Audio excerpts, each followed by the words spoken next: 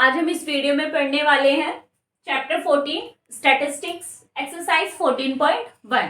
ठीक है, तो उसमें सबसे पहले हम जो आपका फर्स्ट क्वेश्चन है उसको पढ़ लेते हैं, क्योंकि यहाँ हम फर्स्ट क्वेश्चन सॉल्व करने वाले हैं। ठीक है, तो देखिए फर्स्ट क्वेश्चन में क्या बोला हुआ है कि a survey was conducted by a group of student as a part of their environment awareness programme. ठीक है, तो एक स्टूडेंट्स का ग्रुप है जिसे क्या बोला गया है, एक सर्वे करने के लिए बोला गया है। ठीक है, किस चीज के लिए?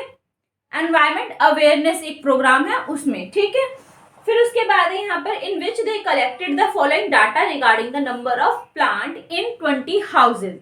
अब उन्हें डाटा कलेक्ट करने के लिए बोला गया है कि इलाके में जो 20 घर हैं, 20 घरों से क्या करना है, डाटा कलेक्ट करना है कि हर घर में कितने प्लांट हैं। ठीक है, तो यहाँ पर देखो find the mean number of plant पर हाउस, यानी एक घर में कितने प्लांट है उसका हमें क्या फाइंड करना है, मीन फाइंड करना है। ठीक है बच्चों, तो क्वेश्चन समझ में आ गया होगा। अब देखो यहाँ पर आपको ये टेबल दी गई है कि नंबर ऑफ प्लांट कितने, 0 से लेकर 2, यानी इनके बीच में जो प्लांट है वो कितने हैं, कितने घरों में है, एक घर में है।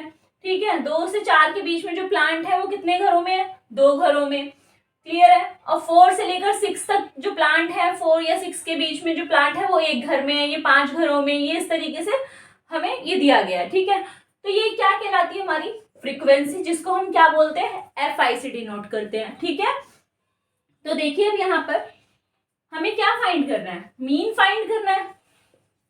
क्या फाइंड करना है, मीन का फॉर्मूला क्या होता है, हम कर रहे हैं इसको बाय डायरेक्ट मेथड से। ठीक है, किससे कर रहे हैं, बाय डायरेक्ट मेथड।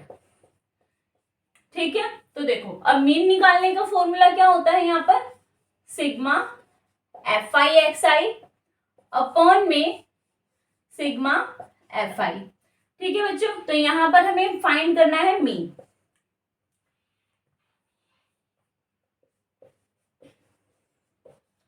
तो देखिए यहाँ पर मैंने आपको इससे पहले जो वीडियो में समझाया था कि हमें ये निकालना कैसे है। आपको यहाँ पर FI तो दिया है, XI तो नहीं दिया, तो XI की हमें कॉलम निकालनी पड़ेगी ना, रो।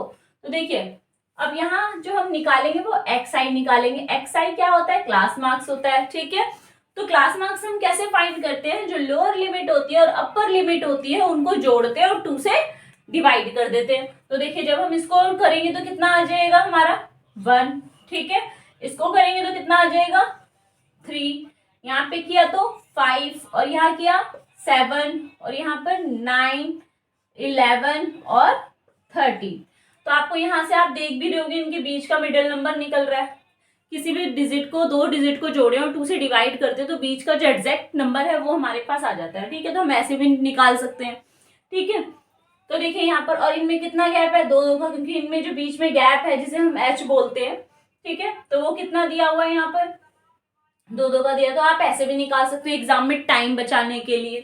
क्लियर है, उसके बाद हमें क्या निकालना है, यहाँ पर FI और XI फाइंड करना है। तो क्या करेंगे, इन दोनों को मल्टीप्लाई। तो 1 को 1 से किया, 1, 2 3 जा 6, 5 1 जा 5, 7 5 जा 35, 6 9 जा 54, 2 को 11 से करेंगे तो 22, और ये 39।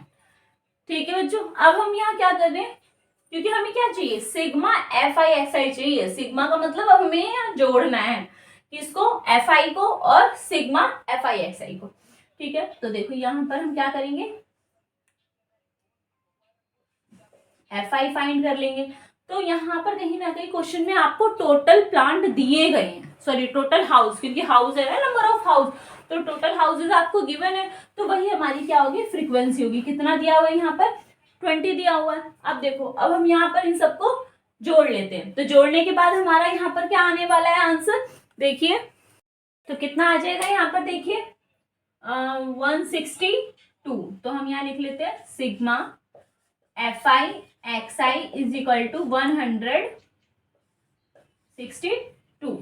क्लियर है, तो देखिए यहाँ पर अब हम क्या करेंगे, इसकी जगह पर हमारा क्या आया 162, तो हम यहाँ वैल्यू पुट कर देते हैं। अपॉन में हमारा सिग्मा FI कितना आया हुआ है 20। क्लियर है, तो देखो ये 2 से डिवाइड हो जाएगा, 2 1 जा 2 और 0, 2 8 जा 16 और 2 1 जा 2, तो कितना आया 81। अब देखो यहाँ पर क्या 0 है, तो हम क्या करेंगे, एक के बाद पॉइंट लगा दिया, तो ये हमारा क्या आ गया यहाँ पर मीन। मीन मीन्स ये कितने प्लांट हो गए एक घर में, कम से कम इतने। ठीक है, समझ में आ गया बच्चों, तो ये हमारा आ गया आंसर।